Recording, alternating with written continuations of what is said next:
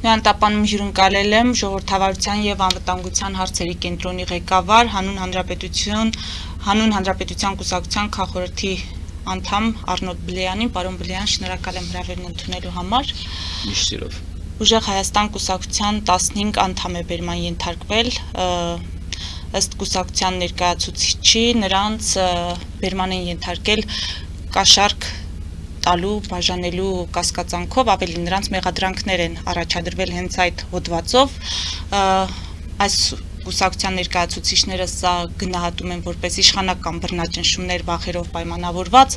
ավելի վաղ մենք լսեցինք Փաշինյանի ելույթը խորհրդարանում, երբ հայտարարեց, որ արդարադատության ոլորտում իրավիճակը պարզապես խայտառակություն է, որ մարդկանց նյարդերը չեն հերիքում, որ քիմիոթերապիան չի օգնում եւ անհրաժեշտ են վիրահատական միջամտություններ,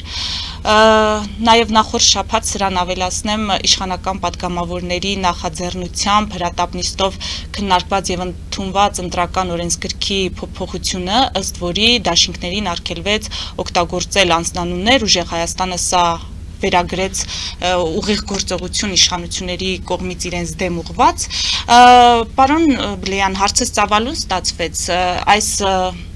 հիշեցումները, որոնք ես արեցի, պատահական չէր, սրանք չի նշանակում, որ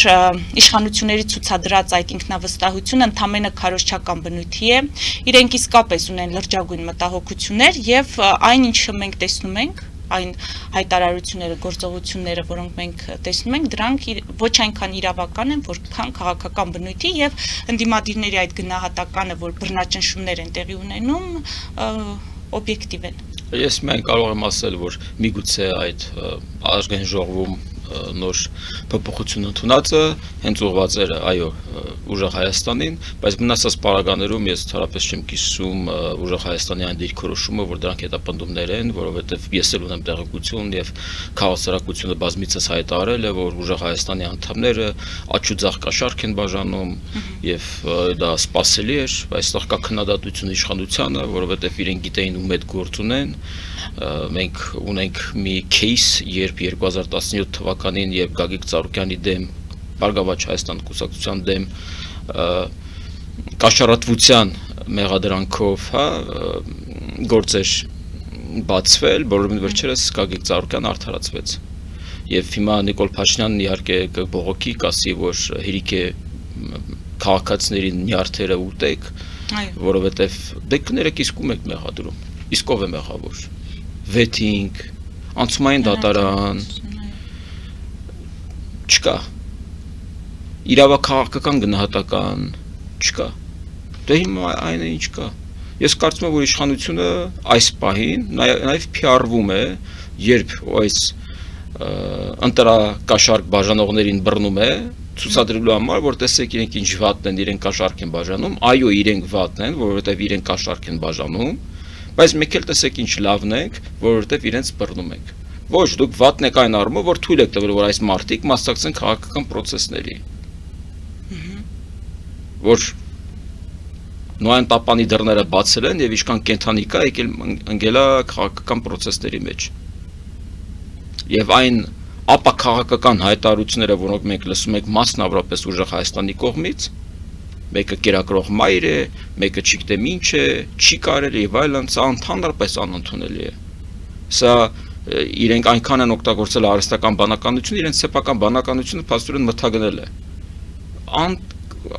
Ես չգիտեմ ինչպես բնութագրել դա, ախր դա այնքան անլուրջ է բնութագրել, երբ ասում են այս կինը կերակրող մայր է, փոքր երեխա ունի, կաթով շիշեր են բերում դնում, չի կարելի, դե կներեք, գժանոց է, ես չեմ հասկանում, չի կարելի էլի։ Չի կարելի, դա ես վիրավորական եմ ընդունում։ Այս գործը լավ ոչ է, ես վիրավորական եմ ընդունում շարքային Հայաստանի Հանրապետության քաղաքացու հանդեպ։ Եվ կաշառք ես բաժանում, հետո ասում ես, որ չի կարելի։ Կամ իրենց այդ մուլտիկները, որ նկարում են արհեստական բանականությամբ, նայում ես, դիտում ես դրանք եւ ասում ես, էս ուր ենք եկել հասել, էս ուր են գլորվում։ Եվ իրենք են քաղաքական դիսկուրս թելադրողը մեր հասարակությունում։ Իրենք են իշխանությունը ընտրել որպես հիմնական մրցակից, իհը, դրանից լավ հեշտ մրցակից, Աստծու պարգև է, ընծա է։ մանանա հենկած երկնքից այսպիսի ընդդիմություն, ինչպիսին ընդդիմությունն էին Հայաստան եւ պատիվ ունեմ դաշինքները։ Այս ուժի ներկայացուցիչը նշում է, որ գնալով ավելանալու են այդ բերման ենթարկվողների թիվը, խոզարկություններ են իրականացում, ըստ երևույթին դրա հիման վրա է նման հայտարարություն հնչել։ Հիմա այս բերման ենթարկելու դեպքերը եթե ավելանան, սրանով ասել, որ իշխանությունները հիմք են ստեղծում կուսակցությանը իսկապես չգրանցելու կամ հետագա գրանցման հետ կապված խնդիրներ առաջացնելու։ Մոլդովայում այն կուսակցությանը, որ չէր թույլատրվել մասնակցել ընտրությունների, հենց կաշառատվության դեպքերի հիման վրա էր չթույլատրվել մասնակցել, արգելվել մասնակցել քաղաքական ընտրությունների։ Ուղղակի այստեղ հարց է առաջանում, թե ժամանակի մեջ որքան են իրանք տեղավորվելու, որովհետև դա պետք է լինի դատարանի որոշումը։ Դատարանը պետք է որոշի, որ իրենք չեն կարող մասնակցել, հետո գնա վերաքննիչ, հետո գնա վճռաբեկ, հասկանում եք, եւ դա ժամանակ է պահանջելու։ Ես հույս ունեմ, որ դա հենց այդ ճանապարհն է, որովհետև ես չեմ պատկերացնում, սա ժողովրդավարության մասին չէ։ Չեն կարող տնտեսական հանցագործները մասնակցել քաղաքական process-ների։ Չեն կարող իշխանությունը ուզուրպացածները մասնակցել քաղաքական process-ների։ Չի կարող իշխանությունը 8 տարի անց ասել, որ արդարադատությունը ձախողվել է։ Այսինքն մեկ աչ ու ձախ խենթանոց է։ Նոնսենս է դարձել։ Մեզ պետք են ընտրություններ, որոնք կհայտարարվեն ազատ եւ արդար։ Բանալի բառը նաեւ արդարն է։ Հայելի ազատ լինեն, մարդիկ գնան մասնակցեն, բայց արդարություն ուր մնաց։ Դուք ինչ եք հասկանում արդարություն ասվածի տակ։ Երբ այն անձինք, այն քաղաքական դեմքերը, որոնք տարիներ շարունակ ոչնչացրել են ժողովրդավարությունը, ոտնահարել են մարդու իրավունքները, կեղծել են ընտրություններ, ապօրինի ձևով հարստացել են, հանդիսանում են այլ երկրների քաղաքացիներ եւ քաղաքական կազմակերպությունները նաեւ հիմնում այստեղ։ Իրենք չպետք է մասնակցեն քաղաքական process-ների։ Իրենց մասնակցությունը պետք է լինի միայն քվեարկության տեսքով։ Իրենք չպետք է մասնակցեն քաղաքական ընտրությունների, որովհետև իրենք դառնալու են հետագայում ազգային ժողովի ընդդիմադիր հատվածը։ Բա ինչի է Նիկոլ Փաշինյանը թույլ տալիս ասել, որ նա չի հասկանում, թե ինչ է կատարվում։ Հասկանում է, հեշտ է այդպես։ Իրանքանից մենք լսել ենք իշխանության կողմից, որ օրինակ Հայաստան եւ պատիվ ունեմ դաշինքների նման ընդդիմությունը իրենց համար նվեր է։ Հիմա չգիտենք Քոչարյանը կանցնի, չի անցնի դաշնակցությանը, պատիվ ունեմ այլևս չկա։ Հիմա մի նոր նմանատիպ նվեր է պետք, որպեսզի եւս 5 տարի գորգորան եւ ասեն գործակալ, չգիտեմ, Կրեմլի վրա աշխատող եւ այլն եւ այլն։ Մենք պետք է փակենք այդ էջը։ Մեզ ազգային ժողովում պետք չեն ոչ մի գործակալներ։ Մեզ պետք չի իշխանություն, որը կհայտարարի, որ դուք գործակալ եք, իսկ իրավապահ համակարգը չի գործում։ Եթե իշխանությունը հայտարարում է ինչ-որ մեկի մասին, որ դու գործակալ ես, դրան պետք է իրավական հետևանքներ լինեն։ Եթե չկան իրավական հետևանքներ, դա նշանակում է, որ Բայց դա չի նշանակելով, որ իշխանության հայտարարությունների հետևից գնալով արդարադատություն չես իրականացնի, այսինքն արդարադատության այդ համակարգը պատկան մարմինները պետք է գործեն անկախ նրանից, թե ինչ կհայտարարի երկրի ղեկավարը։ Իրավական համակարգը պետք է գործի ուսումնասիրի։ Եվ եթե ուսումնասիրում է, տեսնում է չկա, հայտարարություն անդողը պետք է պատասխանատվության ենթարկվի։ Բայց հետևանք պետք է լինի, որովհետև դու իշխանություն ես։ Դա հանցագործության մասին հայտարարություն է։ Եվ եթե իշխանությունը հայտարարում է, նշանակում է այնտեղ խզում կա իշխանության ներկայացուցիչի եւ իրավապահ համակարգի, որտեղ առաջին հերթին դու պետք է իրավապահ համակարգին հայտարարես, որ այսպիսի մարդը հանդիսանում է այլ երկրի հատուկ ծառայությունների ներկայացուցիչ, ոչ թե ես կարող եմ հայտարարել։ Եթե ես ունեմ իհարկե, ես կասկած կարող եմ հայտարարել։ Բայց իշխանության մարմինը լրիվ այլ լծակներ ունի, պատասխանատվություն ունի։ Ձեր ասածից ստացվում է, որ Նիկոլ Փաշինյանը պարզապես փոխում է ընդդիմության ներկայացուցչին հաջորդ խորհրդարանում եւ այս հայտարարությունները, որ իշխանությունները վախենում են ուժեղ Հայաստանից կամ ուժեղ Հայաստանը վախենում է իշխանություններից, սրանք ընդամենը քարոզչական հայտարարություններ են, նրանք միմյանց շատ ձեռնտու գործընկերներ են, որոնք կարող են մեծ հավանականությամբ հայտնվել խորհրդարանում։ Ոչ մի Գյումրի երկու սցենար չի լինելու։ Չկա այդպիսի բան։ օբյեկտիվ բաներով իրենք չունեն այնքան քվե, որ կարողանան ավելի շատ ձայն հավաքեն։ Պարզապես դա տաքացնում է, որպեսզի մարդիկ գնան եւ ավելի շատ ձայն տան քաղաքացիական պայմանագիր կուսակցությանը։ Որ 21 թվականին Ռոբերտ Քոչարյանով էին մեզ վախեցնում, հիմա էլ վախեցնում են Ռոբերտ Քոչարյանով, Գագիկ Ծառուկյանով եւ Սամվել Կարապետյանով։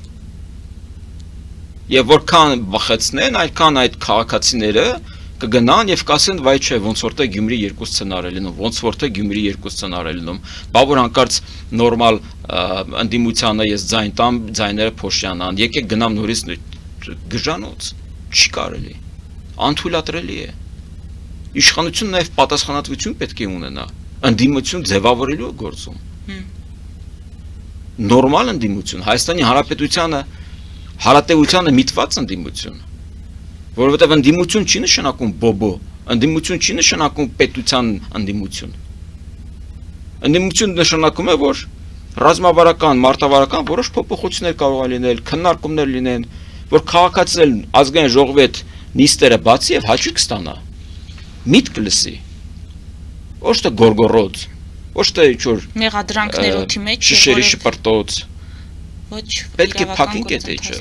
Մենք շատ լուրջ բաների առաջ են կանգնած։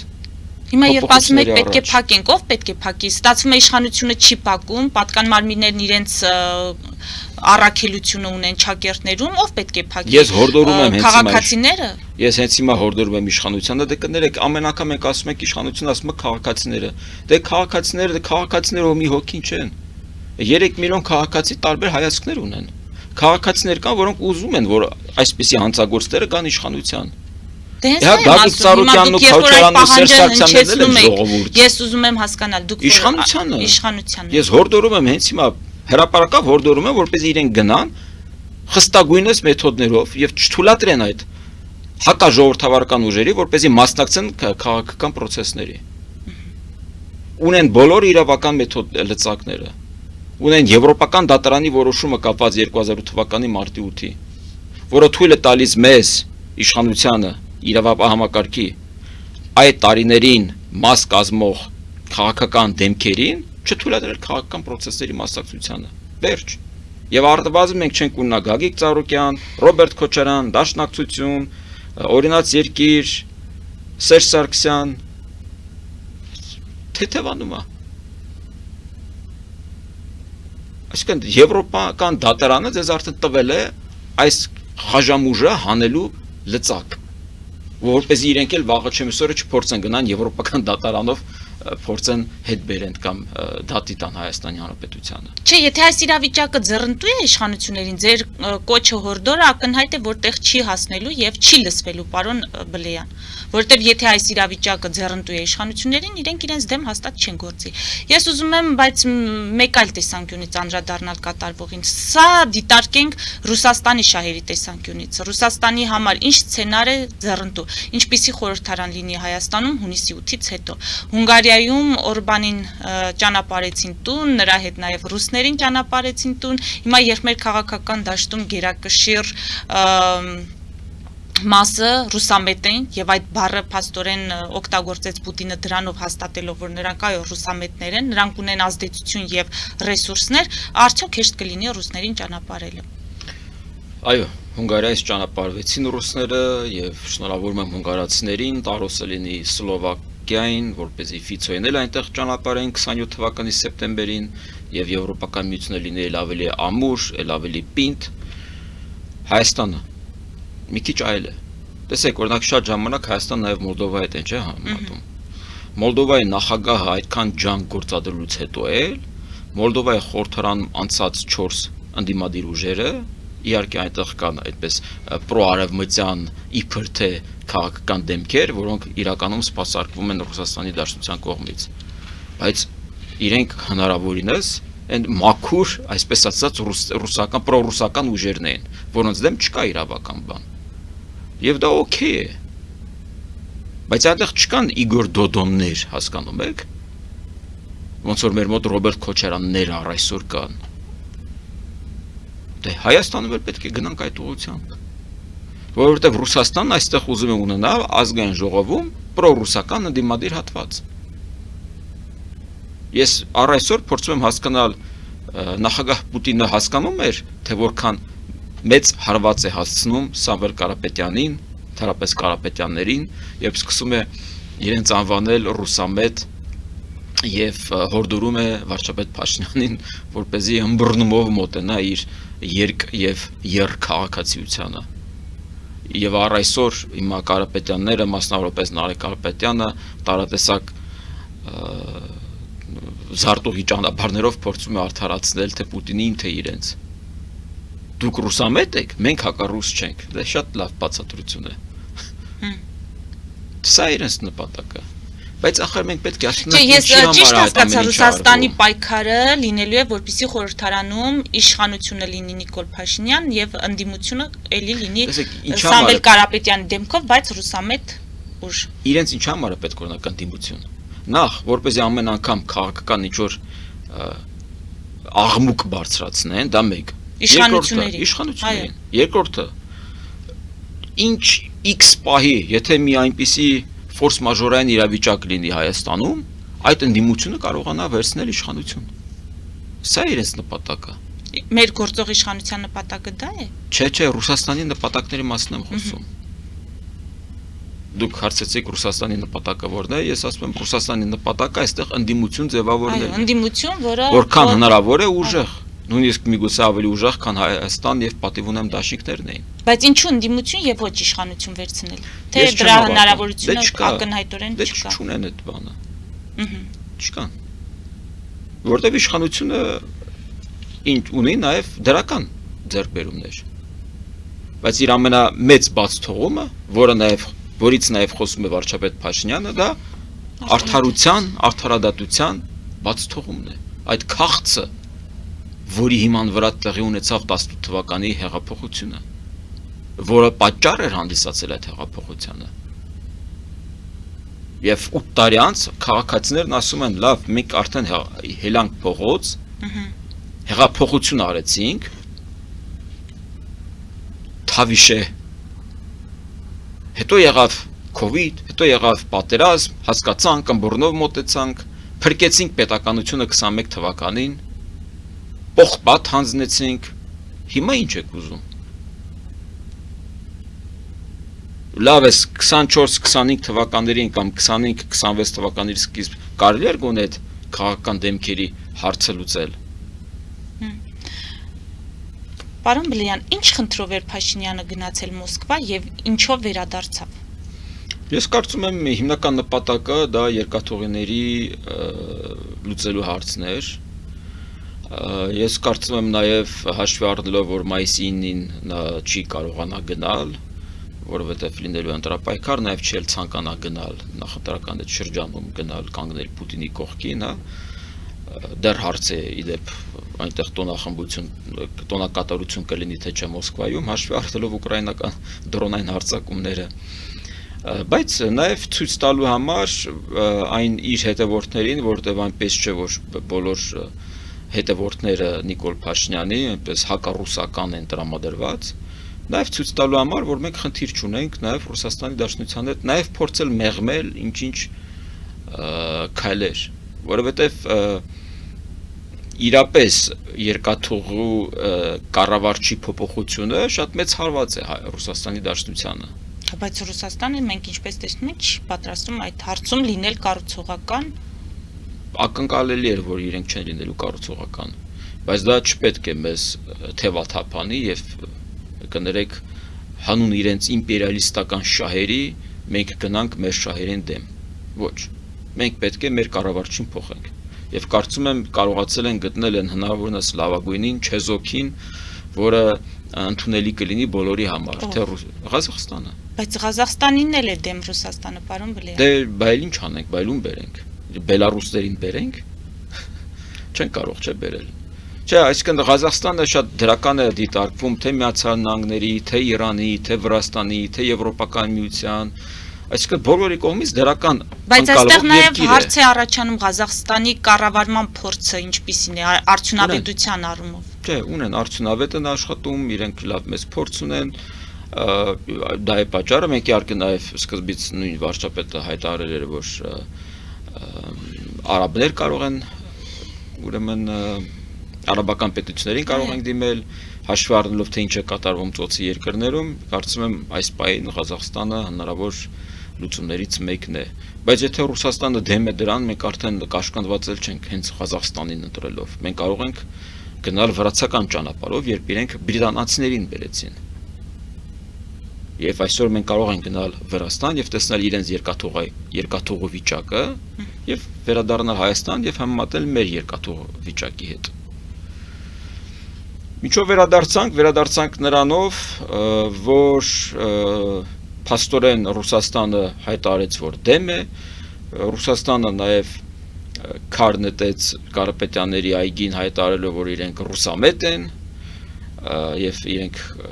օրեր շարունակ, ամիսներ շարունակ փորձում էին ցուցադրել, որ իրենք կախված չեն որևէ ուժից։ Բայց այդ քարը նետեց։ Ինչու նետեց Ռուսաստանը, եթե իրեն ձեռնտու է, որպեսզի ընդդիմությունը լինի ռուսամետ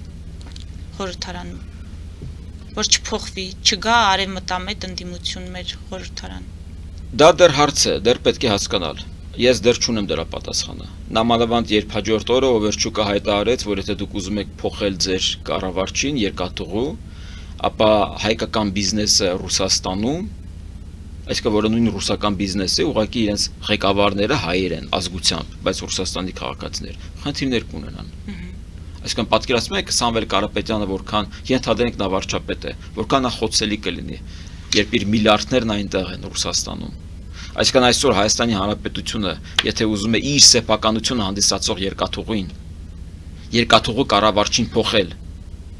եւ մեզ սպառնում է Ռուսաստանի Դաշնությունը, որ ծագումով հայերի բիզնեսը Ռուսաստանի Դաշնության, ովքեր նաեւ Ռուսաստանի Դաշնության քաղաքացիներ են ամենայն հավանականությամբ, իրենք խնդիրներ կունենան։ Պատկերացնում եք, թե Սամվել Կարապետյանի դեմ ինչ հեշտ կլինեն իրենք աշխատել։ Իսկ Նարեկ Կարապետյանը, ես հիշում եմ, Պետրոս Ղազարյանի հյուրն էր եւ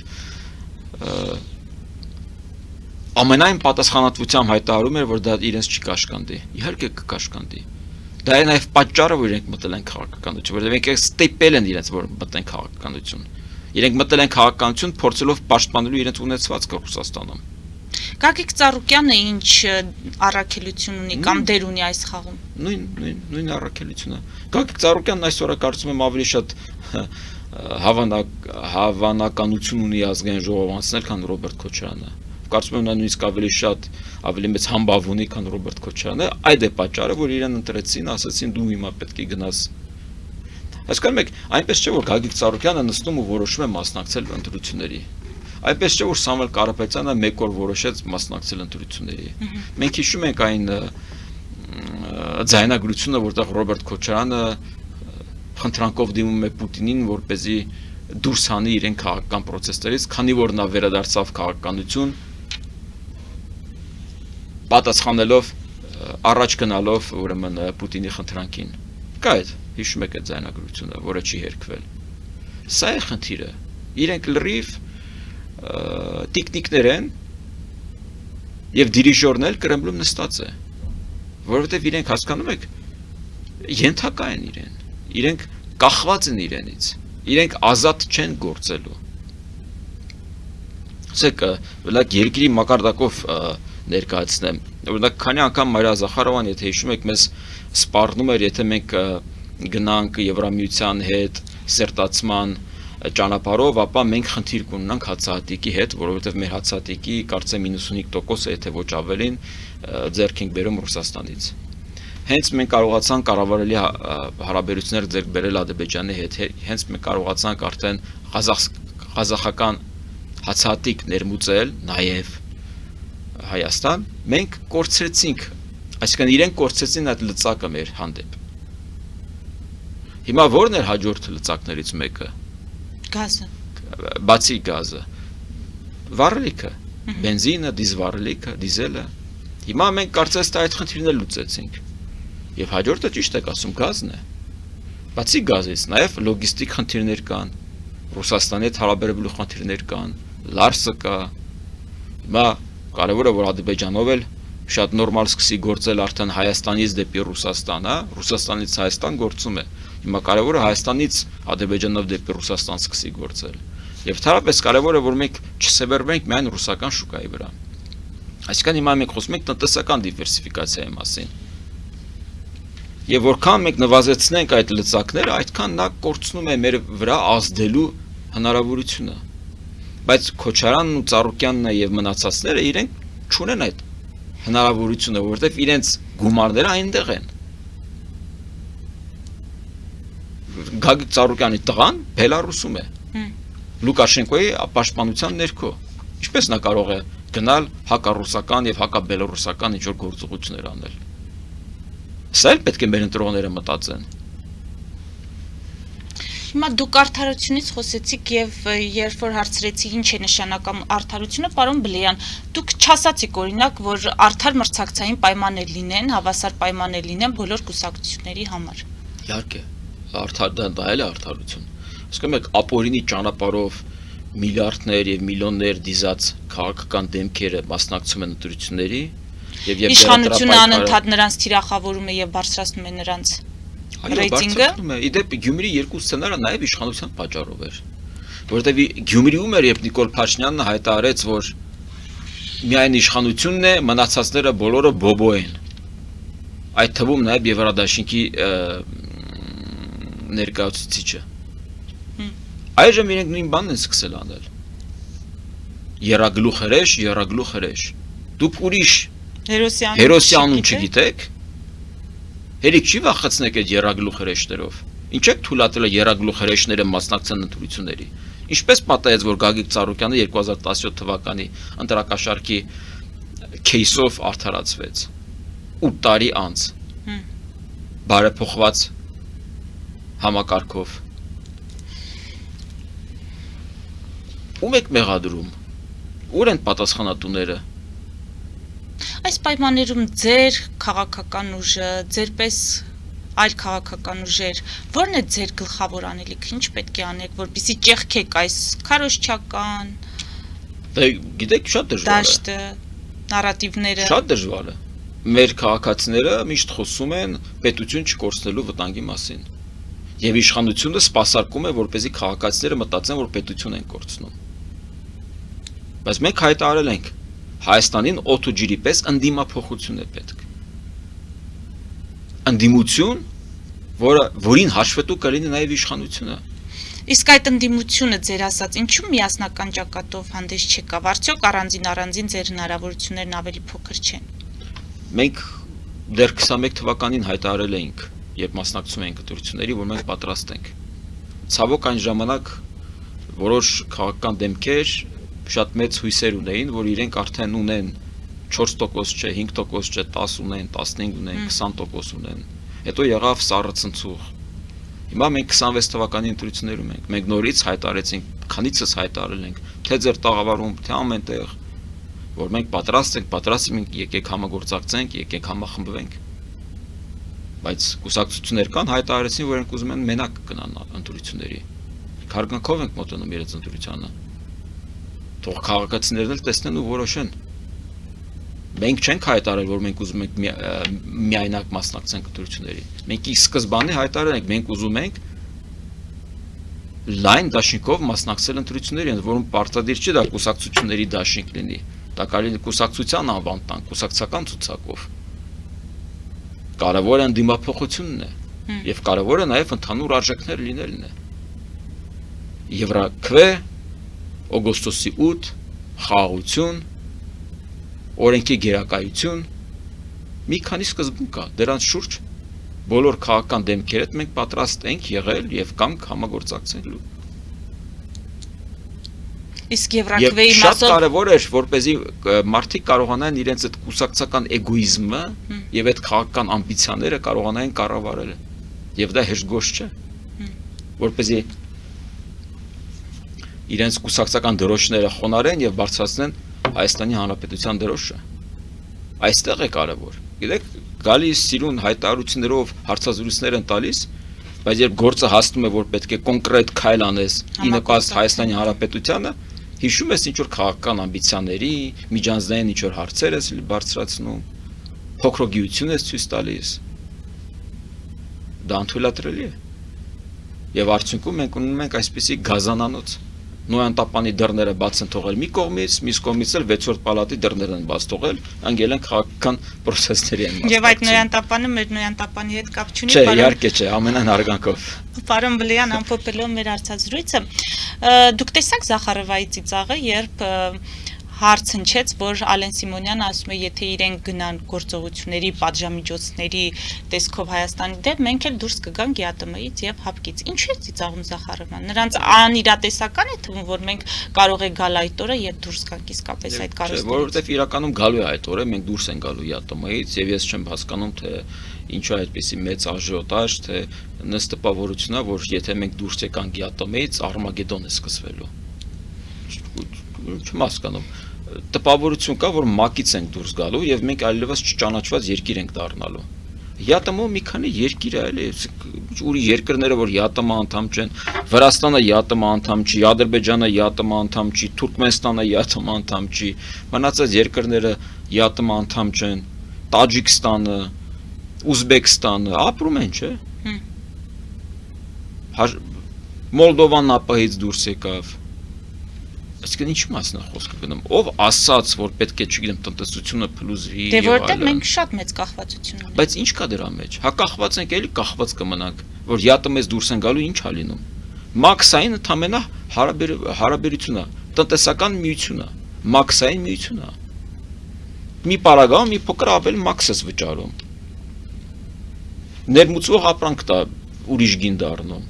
Բայց ով ասաց, որ պետք է անպայման Ռուսաստանի հետ մենք միայն համագործակցենք։ Փաշինյանի իշխանության օրոք դուք այդ հնարավորությունը ինչպես եք։ Այո, ես համարում եմ, որ դա հնարավոր է։ Տարբերակ չկա ուղղակի, ուրիշ տարբերակ չկա։ Տեսեք, մի բան էլ շատ կարևոր ասեմ ԵԱՏՄ-ի մասով։ Եթե դիցուկ վաղը մենք դուրս եկանք ԵԱՏՄ-ից,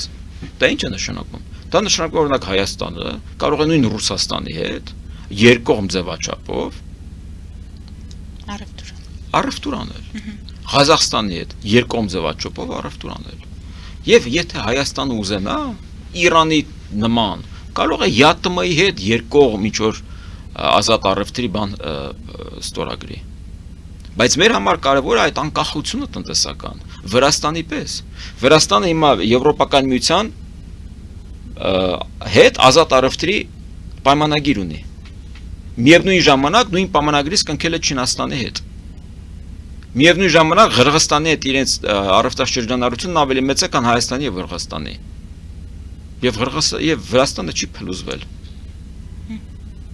Եվ Հայաստանը էլ չի փլուզվել, հակառակը, մեր տնտեսվարողների եւ գործարարների առջեւ նոր շուկաներ